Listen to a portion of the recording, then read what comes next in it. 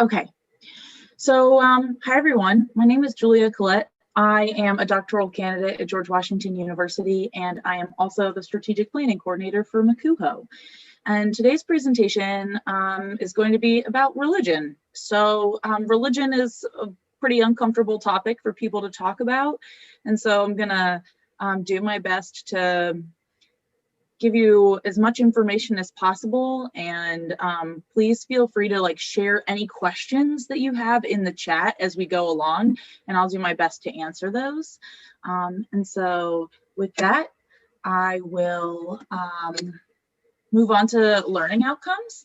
And so what I really hope that you're going to get out of this presentation is being able to recite the role of Christian hegemony in American higher education, understand some of the common experiences that students of minoritized religions experience on our college campuses, and then be able to incorporate those conversations about religion and spirituality into our residential environments. So if you wouldn't mind, take a minute and in the chat box, share with me and with the group, you could send it to me privately, your religious identity. And so while you're doing that, I'll explain to you all that I was born and raised pagan, which is an earth-based spirituality that is rooted on in the cycles of the earth. My religious prayer ritual looked a lot like meditation or divination. And my first memory of being told that I was going to hell was like 5, like as early as I was in school. I had that experience because I grew up in the rural South and I did not go to a Christian church. So as a result, I was destined for hell. Ooh, thank you for sharing this, everybody. Okay. All right, moving on. So I think that having a historical context can be really helpful for understanding how we got to where we're at in the context of the United States. And so we're going to start by talking about the Puritans. And so the Puritans came to North America fleeing religious persecution. And so a lot of what we talk about in terms of the United States is that it was founded on this idea of religious freedom. But who was religious freedom really for? And the reality is that it was for fundamentalist Protestants. And so the values of the Puritans really set the framework for Christianity in the United States and in higher education. And it's important to understand that whiteness goes hand in hand with Christian hegemony.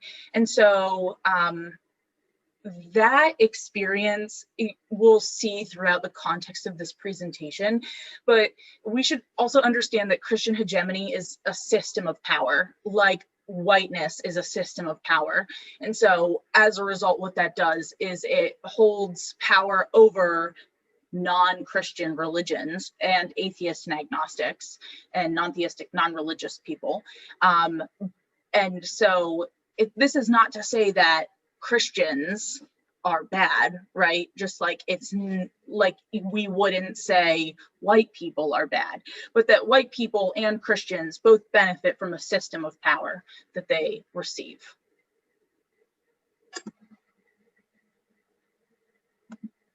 So let's start at the beginning, right? So Harvard is founded in 1636. I couldn't find an earlier picture of Harvard. I'll be honest, I also didn't look very hard. But early institutions of higher education were built on Protestantism and this idea that we were going to educate clergy members. And so religion meant Protestantism, and Protestantism defined the ethos for this nation as a whole. And so literally every town had their own, each sect of Christianity had their own little college, which is why, depending on what region you're in the United States, there could be a handful of small, private, religiously affiliated institutions across the state because that's what people did, right? The Baptists had a church, the had an institution, the Methodists had an institution, the fill in the blank religious sect had their own institution. And so the Protestant era went from like the beginning, the foundation of the United States, up through the 1900s. But we start to see a change in the Protestant era around the Civil War, where Protestantism really kind of started to break apart as a result of this. So and it took on a new form. So in the South, Protestantism was used to celebrate the lost cause myth, this idea that you know, the Civil War was fought for good purpose, for like the right intentions, and for states' rights, and it perpetuated this idea that the Confederate soldiers didn't die in vain, and Protestantism was used to carry that on. So you could look at the Daughters of the American Confederacy, and the beginning of putting up monuments to Confederate soldiers. And the rhetoric that we understand about the antebellum South. And then in the North, the Northerners used Protestantism to talk about creating a unified nation, a unified America, because we are all together now. And so what's happening in higher education at this time is that the Morrill Land Grant Act of 1862 starts and puts a value on an agricultural and a mechanical education. And so and what's also happening is that we're starting to use higher education to save the other, right? So Black and Indigenous people of color for the first time are being, having access to education, but it's done in a means where we need to save those people from, their eternal damnation. And so state schools at this time are still inherently Protestant. Students are required to attend religious services, and if you're not Protestant, you're not going to college, like you're not getting into college. And so something that's really interesting that happens here as we're transitioning out of the Protestant era into the next era is that Protestantism sort of takes on a new set of values. It believes that faith is voluntary and individual. And so what this does is it shifts the responsibility from the system of power, which is Christian hegemony, to the individual. And so it says you as a person are responsible for your own faith. And it's not on anybody else to make sure that you are living a godly life. And a Protestant education was intended to do good, advance society, make graduates better people. That's still the rhetoric that we use about higher education to this day. So then we transition into the privatization era. And so, this is taking place around the Industrial Revolution. Things are starting to change, early 1900s, up through the 1970s.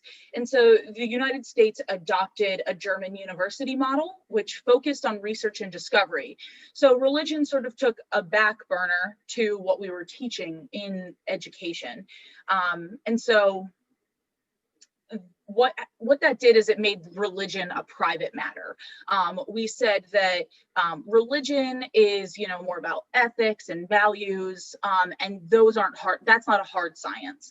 And so the university starts to push, or at least our state schools start to push religion out of their curriculum. And so that this is aligning with this idea of this Protestant value of our faith being a private or individual matter.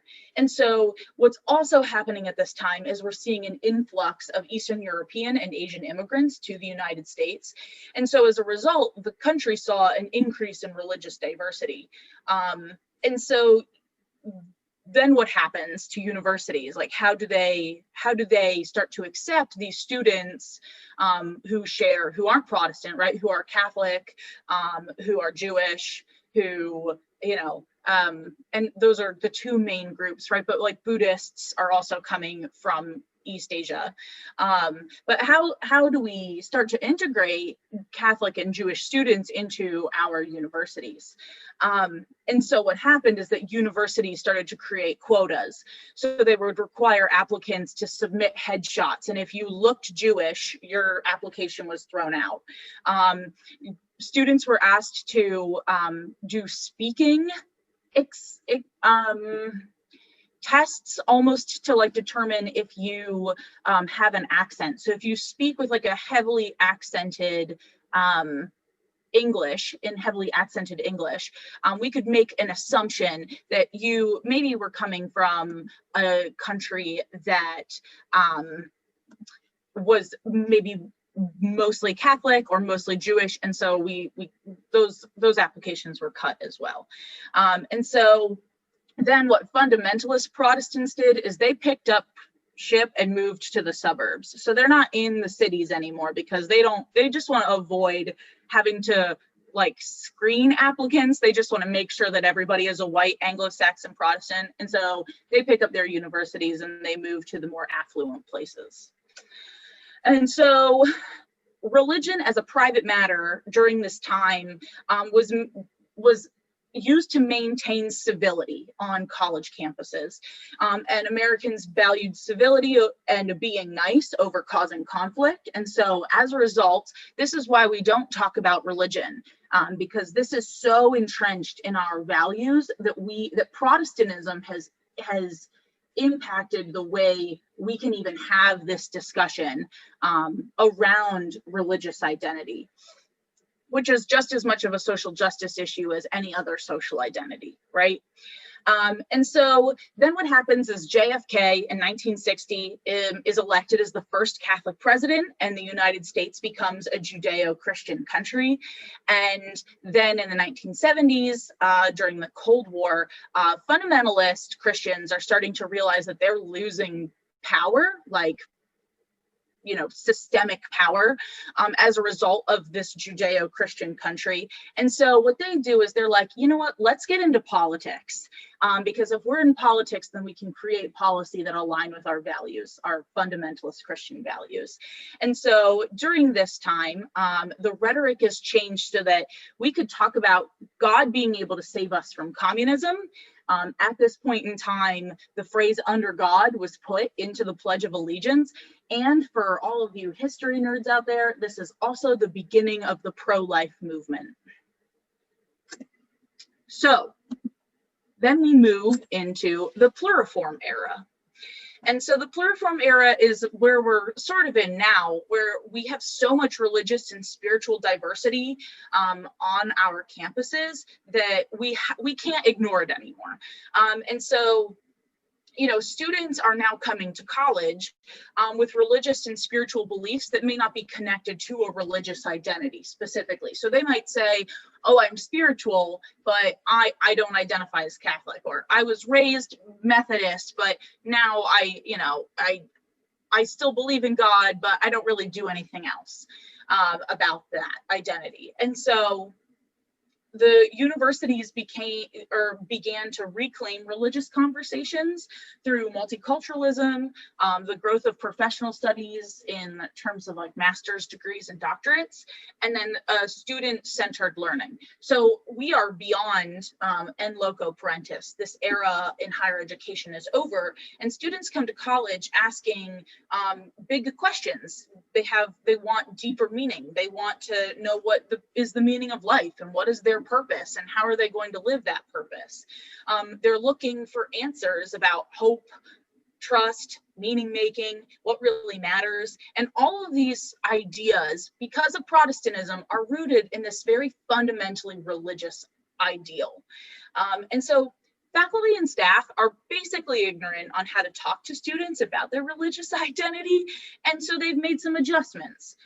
Instead of talking about religion, now we talk about spirituality, which is also sort of problematic in its own way. I can talk about that if you're really interested, but it is a tangent.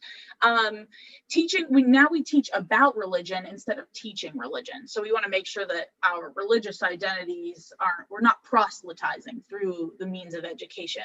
And we're starting to have more what we call difficult dialogues around big questions.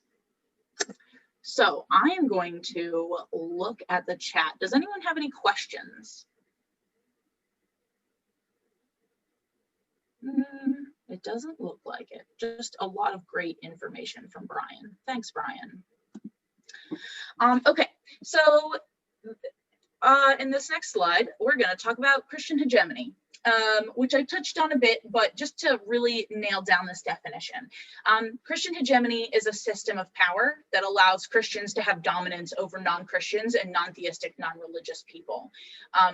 Christian hegemony allows Christianity to be seen as a natural order in the United States. It's normal, it's expected. It's so ingrained in our culture that we don't even notice, right? We don't even question why the phrase "in God we trust" is on all of our currency.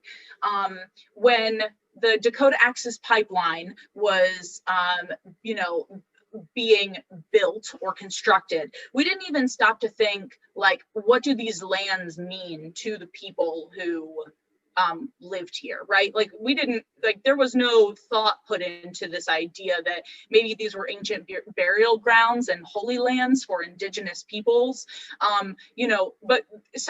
and we were like, whatever, we'll just build this anyway. But like, could you imagine if someone was like, we're going to build a pipeline through the Arlington Cemetery? That'll be fine. There'll be no issues with that, right? Like, that's a great example of how we view, like, how ingrained Christian hegemony is in our culture.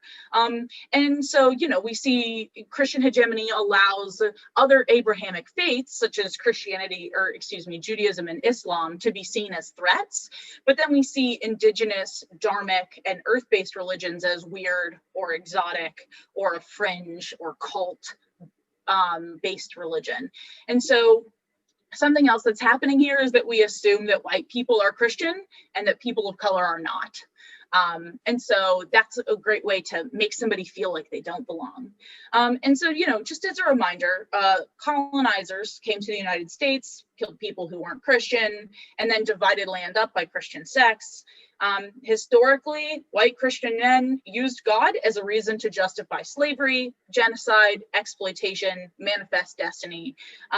And by excluding non-Christians from universities and the labor force, we wrote their narrative out of our history.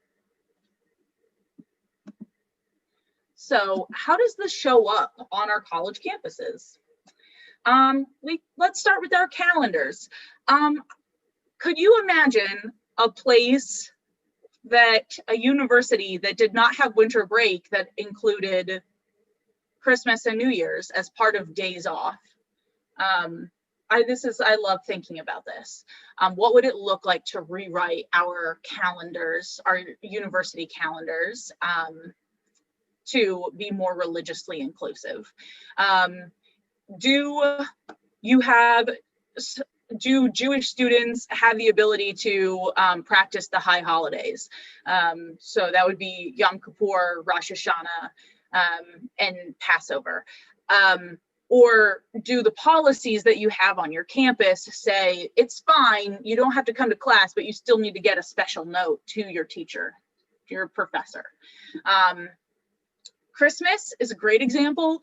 Every university I've ever been at or worked at has decorated the office, and offices just like across campus is decorated for the winter. But really it's for Christmas, right? Because we have trees, we have stockings, we have Santa, and all of these things are so inherently Christian. It's clear what we're celebrating, right? We're celebrating Christmas. And like sometimes, if you're lucky, you might put in a menorah. And that's sometimes as good as it gets, right? Another example would be our dining halls. Like, do you have kosher and halal options for students who are Jewish or Muslim, and in that like very strict practice of that?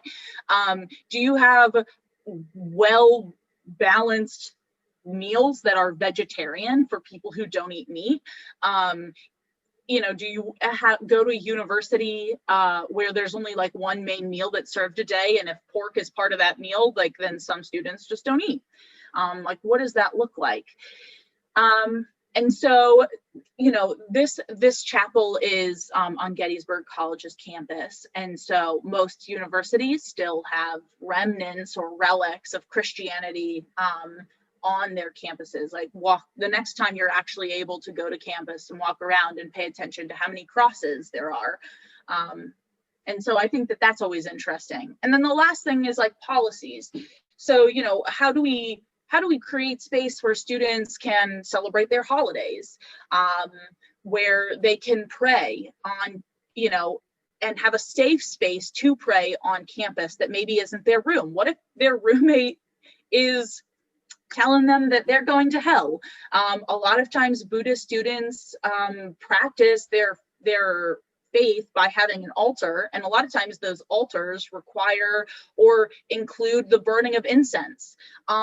We all work in res life, so I'd love if you work at an institution where it is okay to burn incense in the residence hall room, please just like tell me what that is in the chat. Share for the good of everybody. I won't hold my breath. Another policy would be on bereavement, right? So Kiyati Joshi tells this great story about, in her research, she was interviewing a student who practiced an indigenous religion. And so she had a family member pass away. And so she flew back to her community where it was their religious practice was that like the death of a family member took place over the course of a week. There were a week worth of rituals. And so when the student came back and they were back to campus after being gone for a week for this religious ceremony, the faculty were like, why did you need to be gone for a week? That's a little excessive, don't you think? Why is that even necessary? And so those are just like great examples of how Christian hegemony continues to show up on our campuses. Okay, so then how does this matter today in our present day context? So just some general sweeping things about higher education and religion. We're gonna see a student shortage in the near future. We have an influx of recruiting out-of-state and international students. Islam is the fastest growing religion globally. And then, so what that does is it forces us to learn how to talk about religion with people.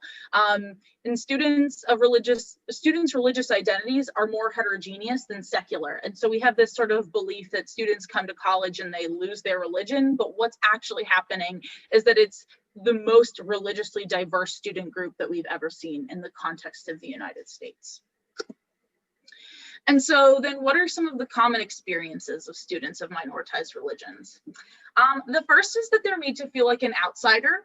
A lot of students of minoritized religions also identify as a person of color, or their whiteness is conditional in the case for a lot of Jews who are Ashkenazim Jews, because not all Jews are white. And so, you know, to have an exotic or weird religion and then to be a person of color on top of that has the intersectionality of those identities makes those students feel like they don't really belong. And so even if they, you know, are first generation Americans or second generation Americans, they're often made to feel like the university context is not designed for their race or for their religious identity. Another common experience is a chilly campus climate. And so those students feel like their religion isn't respected, that they hear a lot of stereotypes about their religious identity, and that people believe them. And so there's a lot of ignorance around their religious beliefs. And so often students of minoritized religions are tokenized, or they're asked to speak on behalf of everybody in their religious identity. These are pretty similar experiences that students of color have, that students in the LGBTQ community have. So we see this sort of these common themes come up.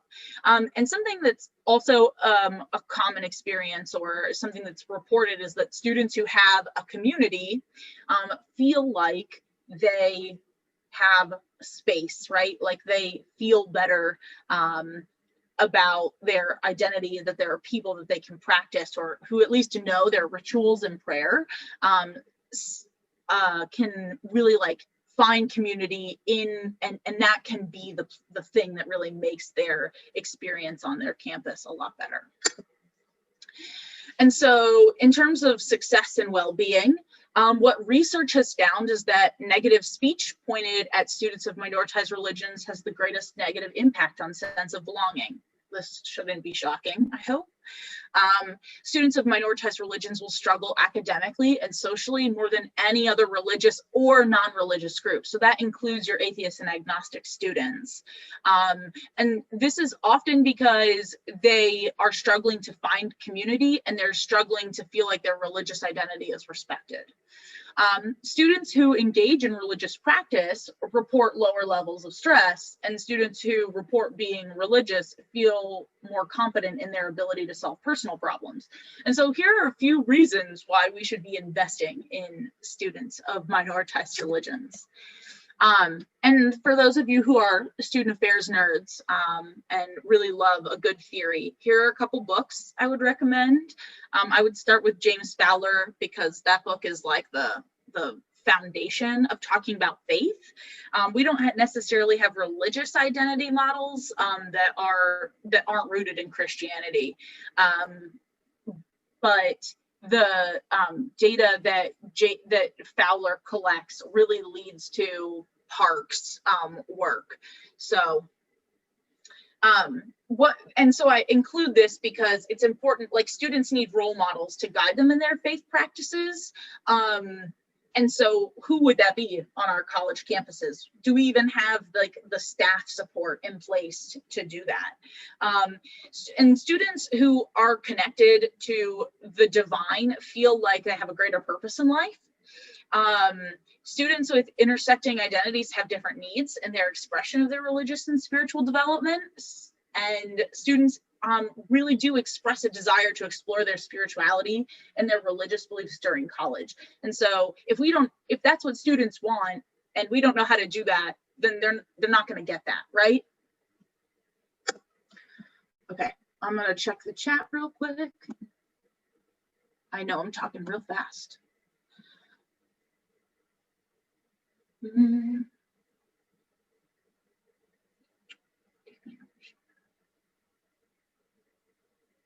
Yeah.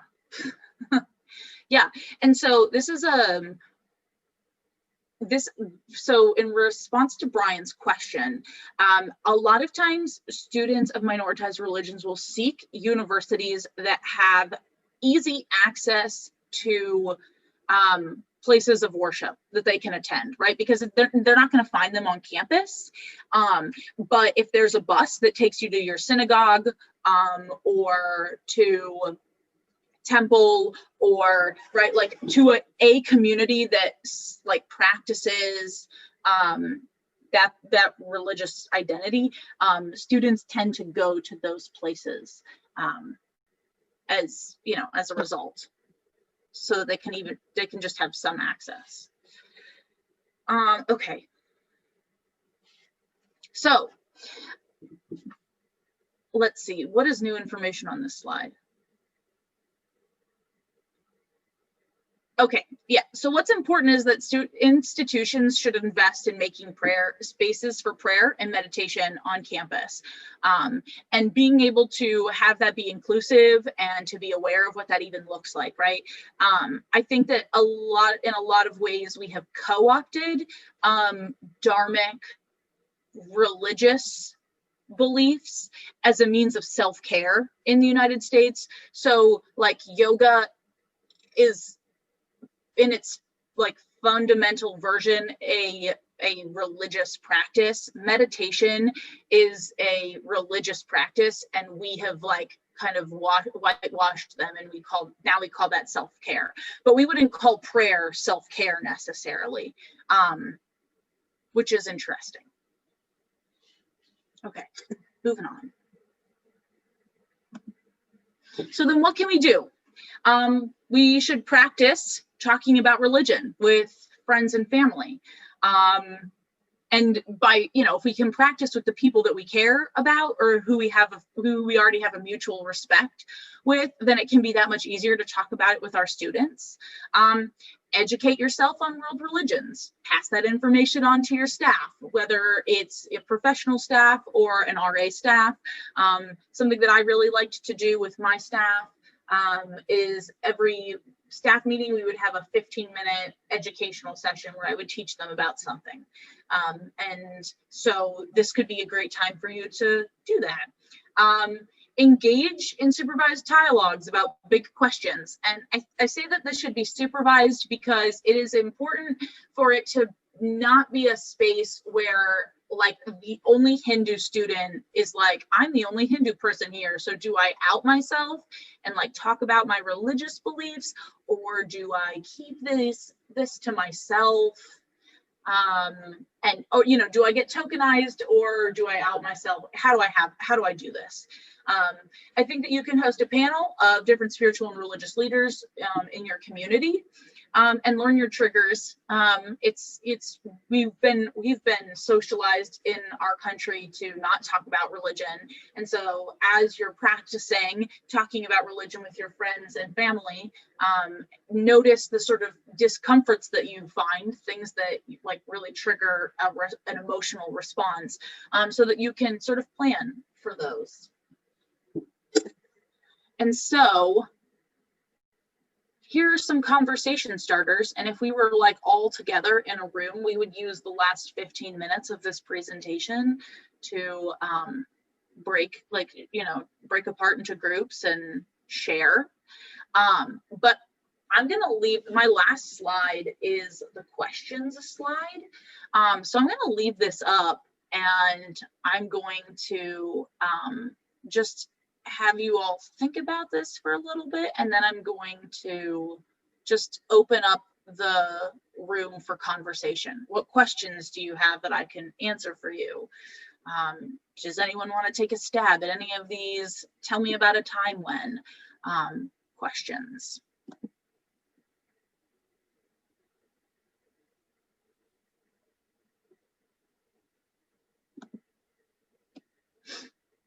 Oh, shoot. Yeah, here we go.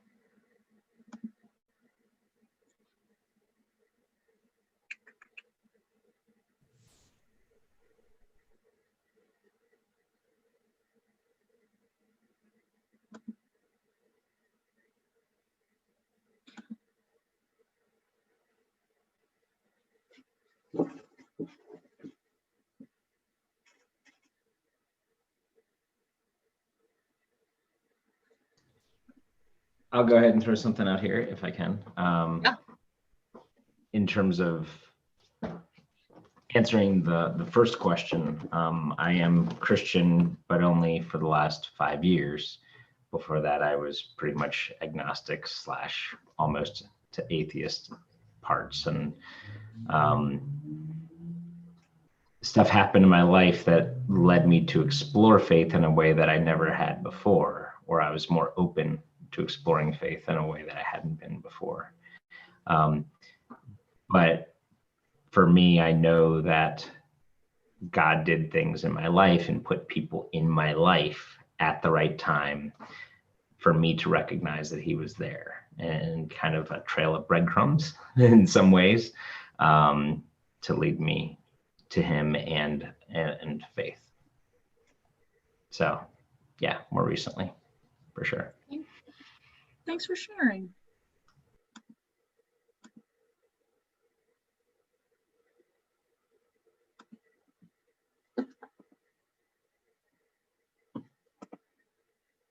I guess I'll share as well with the first bullet point. Like David, most of my life I proudly define myself as Catholic-y. As most, if you know any Catholics, are like, I'm Catholic, but I'm not really practicing.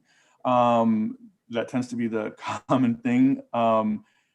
But in the last couple of years, I think as I've gotten older, I've definitely been open more to religion. I don't identify necessarily in one area or another. There are certain things that I really admire about Buddhism. There are certain things that I admire about Wicca. There are certain things that I admire about Christianity. And I do believe in God. So I'm very open now to, I know that there's some, I don't even like calling it agnostic, because I feel like that's almost disrespectful to every religion out there. So I believe, and I think this past year I've grown in that area even more so. Some of you know I lost both my father and my brother within the span of the last 9 months.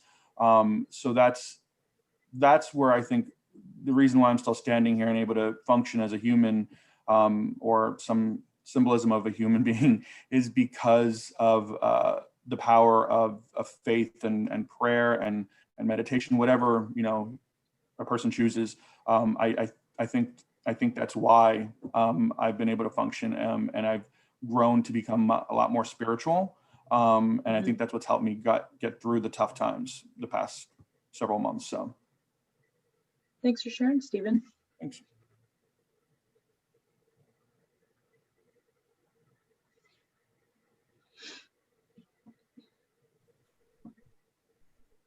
I'll share. I'll keep it brief, because there's always That's like fine. a 10-day history I can share.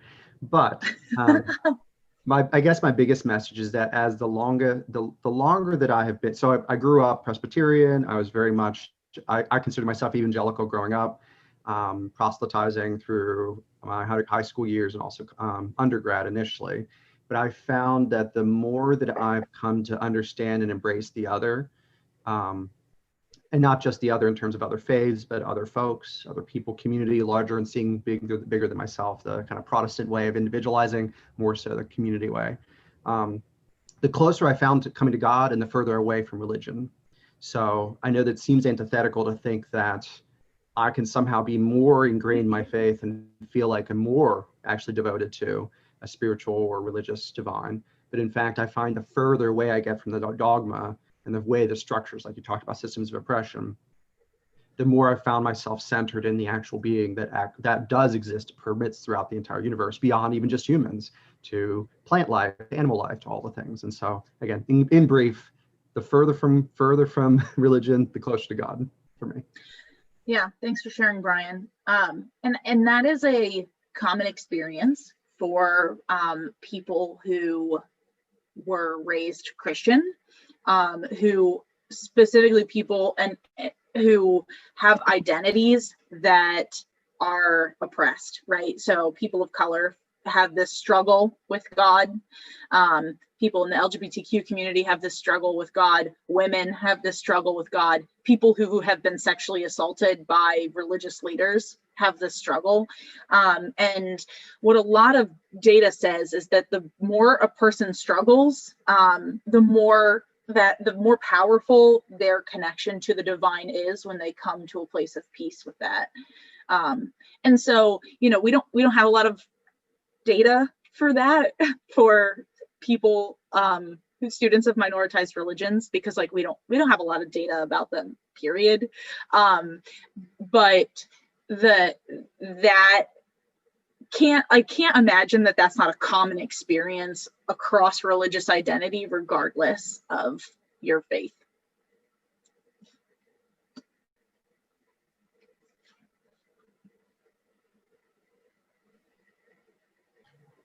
I would say for me, that third bullet point, that I feel like a lot of times I almost have to defend my viewpoint or belief with other Christians. Something so simple as I still remember my freshman year of college, my roommate was a Mennonite, and at that point, I'd grown up in a Baptist church, so similar enough for this will work, but my boyfriend at the time was Catholic, and he didn't go to church, and I remember her just being like, doesn't it bother you that he's not going? I'm like, no, because why would I push this on him? That doesn't make sense. But even just to now, as I've kind of similar, I guess what Brian was saying, is I've expanded some of my viewpoints. One of the biggest things I've been questioning more and more even is just religion. And then for instance, with the LGBTQ, because that does impact, it's still a secret, but like kind of impacts my family. And so still just trying to like defend your viewpoints and beliefs, like even on something like that, because I'm a firm believer of like, I'm not like going to shun anybody. I believe you're supposed to still show love. And that's contradictory to how some other people believe. Yeah, thanks for sharing, Kim, or Kimberly. I don't know what you prefer. Sorry. And so that is also a really common experience as well. That students, like just Christian students, experience, that there is even a hierarchy within Christian hegemony, where like the people with the most power are mainline Protestants, right? And then it's like maybe Catholics, and then it's like people of color who practice Christianity, and then it's like all of the other sects that we have decided are weird. So like Latter-day Saints, the Amish, Mennonites, Quakers, Seventh-day Adventists, Jehovah's Witness, right? Like even within, like Christians aren't immune to Christian hegemony. Even they experience the like prejudice within their own community as a result of their identity. It did a really good job. Like the Puritans, they did a really great job. Just kind of throw that out there. That's a sarcastic joke for people who don't know me very well. Sometimes I gotta explain it. I'm being recorded. I don't want someone to watch this and be like, who is that lady? Anyway. Let's see. We're running out of time. We have about 5 minutes left. Does anyone have any questions about this content or want to share?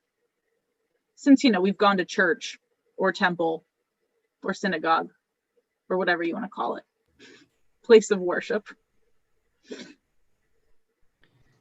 I would love for you to talk more. I know that you mentioned about how yoga and meditation have really been co-opted by white folks to take a religious practice as a means for their own subjugation, for their own healing or self-care. I'd love if there are other examples or things in time, for us in this group, but obviously anybody watching the court recording, to know of any examples that you have seen or heard or researched that folks can either avoid and or honor. So one of the things I'll just say for myself is restorative practices is very much an indigenous practice, is meant from various tribes for folks to be in unity, in common support for one another. And the way we restore relationships is because we honor the other in our practices. Mm-hmm. But I know that a lot of other folks may not realize that. They just think restorative justice, restorative practices, it's a US thing, as if it just started in the last 10 years. So yeah. I don't know if there are any other examples, that example or other examples you want to expand upon to help us just kind of reframe how we think of these things. Yeah, I think that any language about indigenous people a lot of that has been co-opted by whiteness. So like this idea of like spirit animals, and I think that there's just a way that you can, like spirit animals are inherently indigenous. And unless you have an indigenous faith, like that is nothing is your spirit animal, right? Like you can talk about, it's like I'm a Harry Potter nerd, and so I will talk about like my my animal familiars, because like I was raised pagan. So this idea of like having an animal familiar isn't unheard of. It was something that was like really encouraged for me to discover, and so I did, like in puberty, right? But when I don't talk about my animal familiars with like people who don't know me, but this is being recorded, so joke's on me. But I think you could talk about it like in terms of your Patronus, or like if I could have a pet blank, I would, because I feel a really strong connection to this entity, right? Like we can talk about this without calling it our spirit animal. Things I hate are when people use the word tribe, or don't. Like just this group, your girlfriends are not your tribe. They're your group of girlfriends. Like just call it what it is. Another thing is like and we do this a lot in student affairs, is we put the word chief on a lot of things. So chief diversity officer, chief housing officer. Could we not use that? If we think it's problematic to have a sports team be the Chiefs with like this cartoonized version of a Native American? In what world is it okay for us to use the word chief in our like titles for people? Like, that's ridiculous. But you know, I can't change the world. So yeah, the talking stick, right? Like, that is a great example, right? Like, oh my goodness. So those are some examples. Some other things, and so I really have no intention of throwing people under the bus, but this might come across that way, is that there are a lot of like super liberal atheists and agnostics who just shut out religion as if it has no role in higher education, in our lives. And so what they do is like, they just like kind of ignore all of the like contributions that religion has actually like made to our society. So like in Islam, like so much of like math, like the way we understand math and numbers comes out of Islam. And so to like just like throw out identity as if like this a whole identity as if like there is no place for this in our institution is honestly so rooted in Christian hegemony that those people, in my opinion, are like just totally disproving their point. So that's that was my soapbox. And my other soapbox is about spirituality as a phrase. So if anyone's excited to hear me go off on that, let me know, but I will spare you if you're not.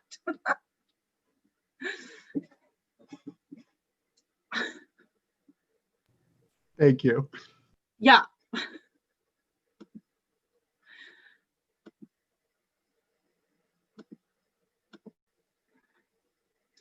Okay, I think I need to drop it's time, and I need to either drop I'm gonna stop sharing.